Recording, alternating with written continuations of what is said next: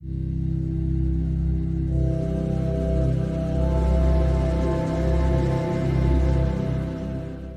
good evening, ladies and gentlemen. This is John here, and I'm with Dr. David Krause from HC3.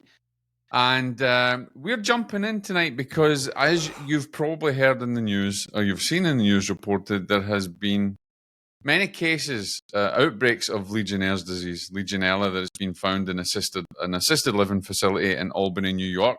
And Dr. Krause is actually up there working on that case as we speak. And we wanted to jump on tonight to discuss not just what's happened in Albany, but what's happening throughout the board, because these cases, these outbreaks are happening regularly. And what can we do to potentially prevent this, especially in assisted living facilities? So that's what we're talking about. David, welcome. How are you doing? Thank you, John. I'm doing well. It's been a long day, long couple of days. No, yeah, I understand that. It's been a very long day. I mean, since this, we've got, we're not going to go too much into what you're doing up there, but obviously you're on site at the moment. You're involved in this outbreak that's happened in Albany. We've got 4 confirmed deaths that has occurred due to this outbreak. But what I wanted to do is, I mean, you can talk a little bit about that, but this seems to be a growing problem, David, especially in assisted living facilities. It seems to be that this is a particular concern that we should be very well aware of. Yeah. Well, assisted living facilities kind of fall into a gap between regulated facilities like long-term care nursing, a rehab facility, or a hospital, and an apartment complex. So they fall into this nether region of facilities, but they do often have highly susceptible populations. And while they're not required under Centers for Medicare Medicaid Services (CMS) mandates to have water management program plans, we're seeing more and more outbreaks occur in these facilities, and we've got they're being lumped in with healthcare facilities now because of the susceptible populations. This one's kind of unique because of the high attack rate, the larger the number.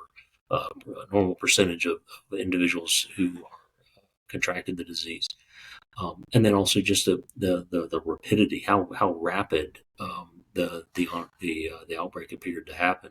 In the press and what's out there in the media, really shows this happened very, very quickly, and so there's something unusual about this. And I think with much more investigation, we'll hopefully figure out what's happened here, what makes this case unique. And we'll be able to share that with other public health officials, other health ALFs, assisted living facilities, and with the public to hopefully recognize some of the unique aspects and lessons learned here. David, you mentioned obviously the people that are targeted, or not targeted, but people that are susceptible to it. There's a susceptibility to it, especially in these assisted living facilities. Let's talk a little bit, because we've discussed this a few times. We've had other discussions. We've talked about Legionnaire's disease a number of times in HC3. But let's just remind people out there, because they need to be reminded how Legionnaires, especially maybe in building blocks, in building apartments, in assisted living facilities and hospitals, how Legionnaire's disease can actually transfer, how it actually goes from the water supply and then is contracted by the individual, so that we can let people know out there what they're dealing with. Yeah. So just real quickly, it's a waterborne pathogen. So it's a bacteria. It's an aerobic bacteria that is in the soil. It's naturally occurring at low levels. It makes it in through the municipal water system into the plumbing systems of buildings. Sometimes construction, water main breaks, disruption of water services can prompt or initiate an outbreak. And that outbreak happens when high levels of Legionella, or what we say growth. So the bacteria gets into the building water system where it can find a place to grow and amplify. And then once it gets sprayed out of a spray nozzle, a sink, a shower, gets put into a hot tub or something of that way where it's made into very tiny, small droplet aerosols, then we breathe it in. We can inhale it, and portion of people, and especially if you have your former smoker, certain susceptibilities, compromised immune system, they can lead to very serious disease, pneumonia, which usually ends up in hospitalization. So most people who get this are, they end up in a hospital. And then a certain percentage in healthcare facilities is about 25% of those who contract the disease actually perish from it. What's aggravating right now are some new, not new, but the latest definitions for Legionnaire's disease, and confirmed and suspected and probable cases have been, it's been around since 2019. And so, it's a bit of a fluid situation of who gets lumped into a case as part of an outbreak. So it's a bit of a wonky discussion, but it's always not clear as to whether somebody will or won't be. So I'd say with the latest case definitions that CSTE has put out, has been adopted by most of the states and the CDC, we're seeing case inflation. We see 2 to 3 times more people now included as an outbreak than would have been included in an outbreak years ago. So that's somewhat of a unique situation where, in 2018, you wouldn't have counted many of the people who are now being counted or considered to be part of the outbreak. And obviously, David, that's given us more concern because now we're seeing these numbers are rising. And we're seeing a lot more of these outbreaks, and those people that are actually contracting Legionella through, whether it be a water faucet or a shower head, these cases are becoming more frequent, and it seems to be that it's rather more a reactive thing to deal with. It seems to be at the moment. It seems to be upside down. We're being reactive.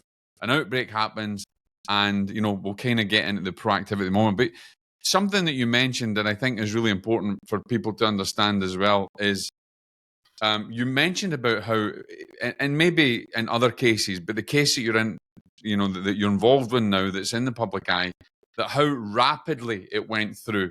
And I think it's important to let people know that the path of transmission, it's not transmitted, is it? If I'm right, it's not transmitted person to person. But, let's talk a little bit about that so they don't think it's rapidly transmitting the way maybe something like COVID would. Yeah. This is one disease where we really don't see this as being a contagious disease. That one person has it, they transmit it to the other people on the road. It is considered to be a building-related illness that you contracted from the source of growth in the building.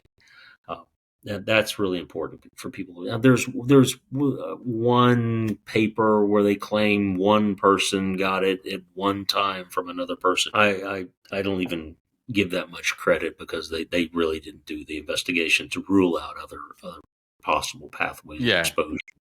So, but the thing we do have to remember is that Legionella is just one. Now, it has surpassed all other waterborne pathogens combined in drinking water as the cause of outbreaks in the United States. That's according to the recently released report from CDC and looking at data from 2015 to 2020. But the other big ones, it's just one of the big three, Pseudomonas and non-tuberculous mycobacteria, or NTMs. They all travel in the same sources. They have very similar pathways. You find them in water systems. And those other diseases, other organisms, don't cause as many fatalities that we know of.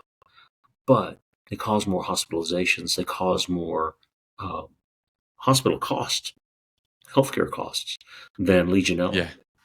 So it is really a broader issue that we've got to start looking at in a proactive manner. But the economics of it, the knowledge, what you need to do, what can be done to fix it or prevent it, it's not settled science. It's far from it. And what people are being told is, and facility operators is, have a plan, figure out something to do, but that you don't have to test. And I can tell you, you can't, in any realistic fashion, know that you have a problem or don't have a problem with Legionella unless you take samples to measure that. And there's such a hesitancy to do that, and I understand why, because we can find Legionella in many facilities where there's nobody sick. And how do you interpret that? And what do you go off the deep end trying to fix it and prevent it? So I'd say we're still in a growth stage of understanding what can be done, what should be done. But until you at least know you have a problem or not, then these kind of situations come along and hit you blindly. They blindside people. No, they do not know it's coming until it's a crisis. Now, I guess, David, when you're talking about being proactive and sampling, more people should be sampling. We should have a water management plan in assisted living facilities, or we should have a water management plan in residential building, or in other leisure facilities, hotels, etc. And they don't do that. It can spread rapidly, but through the facility very quickly because it's in the air, through the HVAC system, whichever way it is. But my question is, with the water management and the sampling, what is really holding them back from doing this sampling? Because it seems to be that is a proactive measure that should be taken on board by every assisted living facility and healthcare facility now, to start sampling regularly, to be proactive so this doesn't happen and it doesn't become a reactive outbreak. It's not mandated. It's not required. Assisted living facilities and for years, even healthcare facilities in most buildings, it is not a requirement. And unless something is a code or referenced standard that they have to comply with, if you take a sample, you better know what you're going to do with the results. And right now, I think there is a hesitancy or a lack of understanding of, what do I do if I take a water sample? How many water samples are needed? Is it 1? Is it 10? Is it 100? Yeah. Is it 1,000? So that's not even settled even amongst the experts. How many samples does it take in order to fully assess a property? And these are not inexpensive samples. They're hundreds of dollars per sample. There are thousands of dollars for each assessment. How often do you need to do it? So there's an unsettled standard of care for what you should be doing. Yeah. But the biggest thing I think that inhibits people is, what do they do if they find it? If they find one bacteria, what do you do? Do you do anything? Do you worry about it? Do you not? If you find 10,000, I guess this comes in, David, to the levels. Like, what constitutes a dangerous level that they should know about? Because you mentioned before that, what do you do if you find it? They find it and it's not necessarily anybody's getting sick, but they find Legionella in the water system. Yeah. Let's talk a little bit about that, because there has to be some kind of understanding between the levels of detection. Well, one of the biggest problems is that we don't have consistency among the laboratories. There's been efforts to do that through the elite certification process, but you send two different labs, two different samples, or the same sample, and they'll get slightly, sometimes hugely different results. So I don't get too wrapped around the axle about this precise number. And within the AIHA guidelines, the second edition, we have I'll say a very robust and very consistent with other interpretive criteria on what do these sample results mean. And it usually comes back to a category. So at very low concentrations, 1 less than 10 CFU, colony forming units per milliliter of water, that would be considered transient, something not indicative of growth or amplification. Could be growing soon. You probably need to look at it. That's what I was going to say, yeah. And then once you get above that into the tens to hundreds of CFU per mil, All right, that means you don't have good control of the water. You're not keeping the pathogens low, and they're probably, if they're not at a risk right now of causing an outbreak or disease, that is increasing every day that you're doing this. And then finally, if you're in the hundreds to thousands, that means you don't have control, and there is a risk. It's not a guarantee. It's not a predictor, but there is a risk of people contracting the disease. It also depends on which species and serogroup. So Legionella has, I think we estimate 89 different species and serogroups. It's one species that causes the vast majority, 95% of all cases. One species, one serotype, LP1, Legionella pneumophilus serogroup 1, that causes over 90% of the actual cases and outbreaks. So that's the one. If you're going to pay attention to anything, you look at that one species, that one serogroup. But what do you do with that other information? You get LP6, you get Anicia or some fluorescent, something that may indicate a problem, but you don't know. I'd say that uncertainty of what do you do with the results? How do you interpret it? And how low do you need to go, and what do you need to do? There's a lack of qualified people out there, and experienced and knowledgeable people. Absolutely. And how to interpret those results. So if you're going to take a sample, you better know what you're going to do with the results. And I think how to take the sample. How to take the sample is very important. Make sure you're sending it out. It's not rocket science, but there's many ways you can mess it up. So you want to have a competent person collecting that, and that's the other part of it.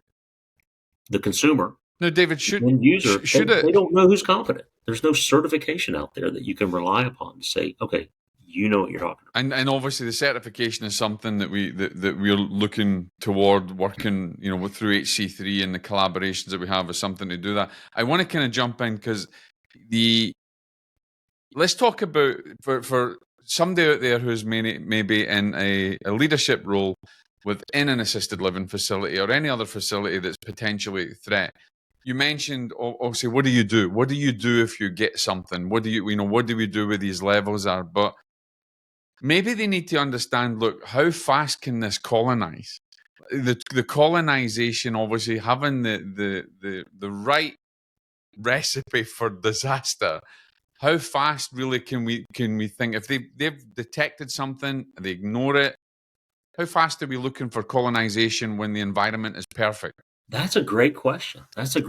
For years, for decades, Legionella has been considered to be a slow-growing organism, a fastidious organism. It's got to have just the right conditions to grow. I think we've certainly disproven that. This organism, once it establishes, can really amplify quickly, and that it's a bit more robust than people think it is. They used to only think it would be in cooling towers. They used to only think it would be in hot water systems. We find it in cold water systems. We find it in decorative water features and drinking fountains fairly regularly. Now, not necessarily associating with disease all the time, but if it's there, then it can be growing other places. And looking at the exposure levels there, so it's not just the concentration, it's just not the presence, but what do you do in order to fix it? That's really where you need somebody who knows what they're doing, knows what they're talking about, because a lot of the times, consultants will offer recommendations that are entirely ineffective, such as just flush the water, just run more water through it. Well, if the water you're running through it also has Legionella and it doesn't have any disinfectant in it, then what do you think is going to happen? You're just dumping more bacteria into your pipes and feeding the biofilm. We got to kind of think of it as a pesticide, as a pest. As a microbe that has started growing where it shouldn't be growing. I love that analogy. Yeah.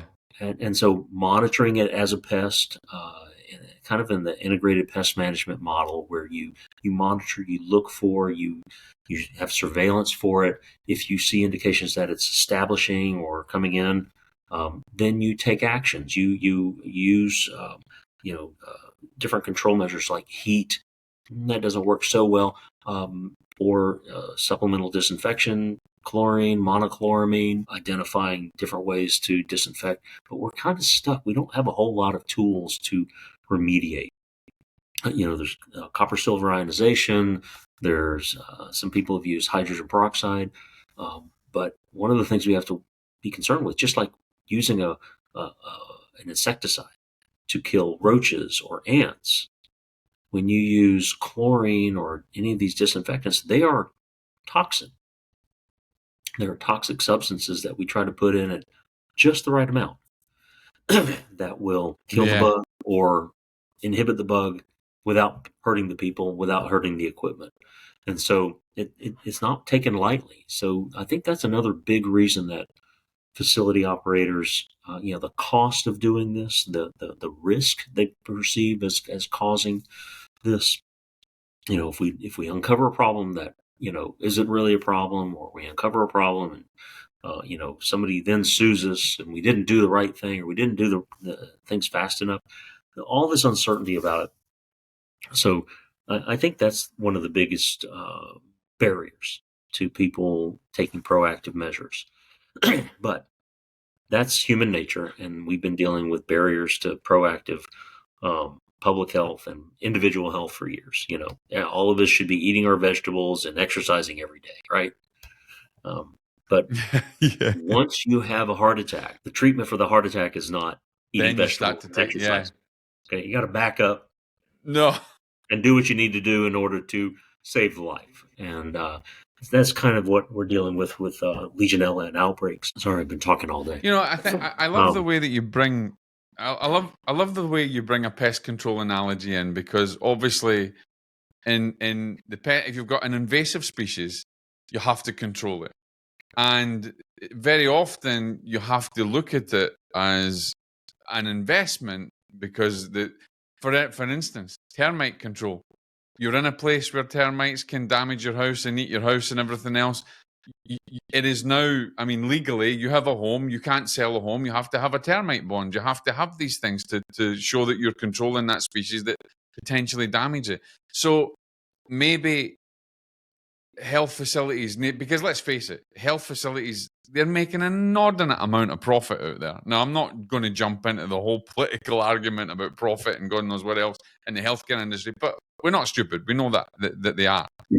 This seems to me to be an easy decision for a proactive campaign in a facility to have a water management plan, because it's just like termites. Maybe we need to get to that level where we have to have some kind of certification bond where they have to have it, because as you say, David, we're not also dealing with Legionella, we're dealing with Pseudomonas, NTMs, everything else that's involved with it. Yeah. So it really is an investment for these facilities to move forward with this, rather than, because they don't want ants coming in the place and they don't want termites eating up their home. Yeah, so but the other part of it is, if you're in Nome, Alaska, you're not worried about termites. Okay, okay, it's just too darn cold, and you're also not worried about Legionella. It's a very, it's almost unheard of in those harsher northern climates. So really having a model that allows you to truly assess your risk, to accurately and reliably assess your risk, your facility's risk, so that you're not spending money for something you don't need when you're in Nome, Alaska, or you're in the Antarctic. That's not your problem. You have other problems, but Legionella and termites are not your problem. Grizzlies. So I think as professionals, as professionals in grizzly bears.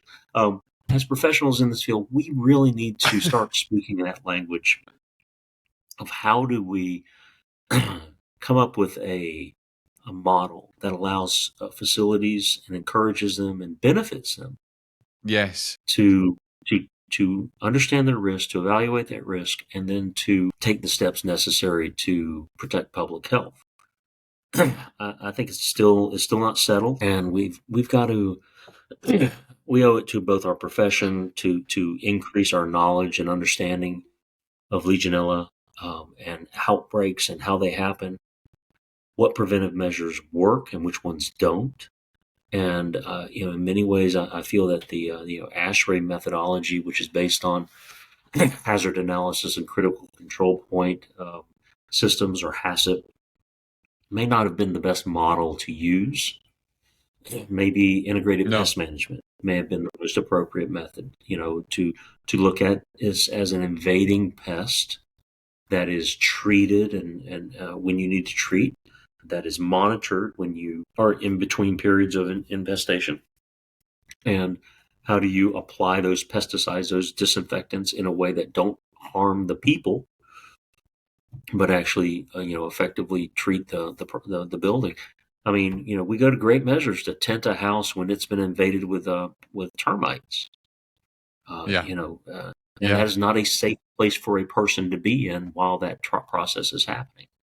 We have to, to look at Legionella and other waterborne pathogens not as everybody has to do the same thing everywhere you are, but at least to have a process by which you can evaluate this, make conscious decisions that are both protective of the people and the facility, and of course, the owners of that facility. So, we've got a lot to learn, lot to unpack. There's a lot to be done.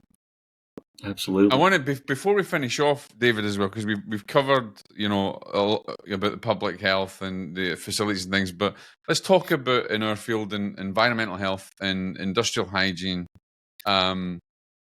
There's a lot of work to be done there as well. Wouldn't you agree with education and also certification? Because not all companies or not all environmental health are ready for this, and a lot of them don't know how to react, how to actually operate within the remit of when there's an outbreak. I mean, it's something we discussed in one of the discussions that we had with Ryan when you guys come back from your conference, and that's something else that if anybody should go and have a listen. It was a fascinating conversation.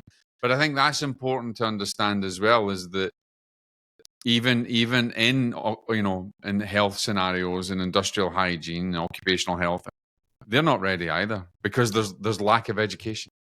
There's a lack of education, there's a lack of tools, there's a lack of resources to be able to, to educate people and prepare them for this. We are working with the American Industrial Hygiene Association, develop a much more robust online certificate type program to do this a little bit down the road, but developing those education modules, some core competencies so that, everybody's at least working from the same skeletal level of understanding, interpretive criteria, and risk management. How do we manage this risk without overreacting, without underreacting? But we need to do that across disciplines, not just industrial hygiene. Industrial hygienists are well positioned in order to understand the complexities, the science, the exposure risk factors that are dealing with this. But environmental health professionals at the county and the state health departments, they absolutely need more resources, training, education, and experience in doing this. Beyond that, infection control professionals and healthcare facilities also, well building and leads building certificates, certifications. Those people who operate those buildings, they need more education and training.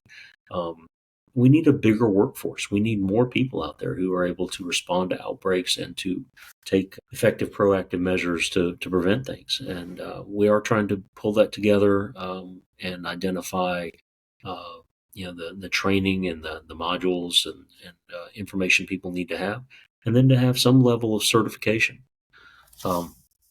for the consumer. So that the end consumer knows that, okay, so this person, this company, they have this certificate or certification or credential, that they at least have some clue as to what needs to be done, and they are not figuring out things on your dime. So that is something we're certainly working with. We have a small group within the Indoor Environmental Quality Committee for AIHA of 11 people. And when one of our early meetings, we were just introducing everyone and we were listening to the experience. And of those 11 people, we had 315 years of professional aggregate experience dealing with water. That's a lot of experience in the field. That's a lot of experience. So I think we're David, we're just before I want to thank you, obviously, for I want to thank you, obviously, for being on. I want to thank you for coming, because this is important. You're in this. You're right in the middle of this case that's in the national media. We don't want to see people. We don't want to get reported on people dying in these facilities, and this actually happening. So, what would you urge? Let's leave your kind of last thought. What would you urge to assisted living facilities, in particular in the high risk cases, or even in apartment complexes? What are you going to urge them to do now? Moving on. Well, this would apply, and believe me, this does not apply directly to the case at hand. But in general, don't stick your head in the sand like an ostrich. If you're hearing about outbreaks in your city, Brilliant. in your neighborhood, around your part of the country, reach out to your colleagues who have similar operations. Reach out to your neighbors. Find out what's going on. This is something that can affect entire neighborhoods, entire cities. Look at Flint, Michigan. Look at Washington, D.C. Look at Baltimore. These are community problems. We never want to, wish well on our neighbor, or ill on our neighbors, and say, well, I'm glad it's them and not me. Next time it may be you. Yeah. So, take the initiative to learn about this, educate yourself, educate your staff, and maybe take that initial step to see what can I do to protect ourselves from this type of catastrophe, for sure. Excellent, David. Thank you.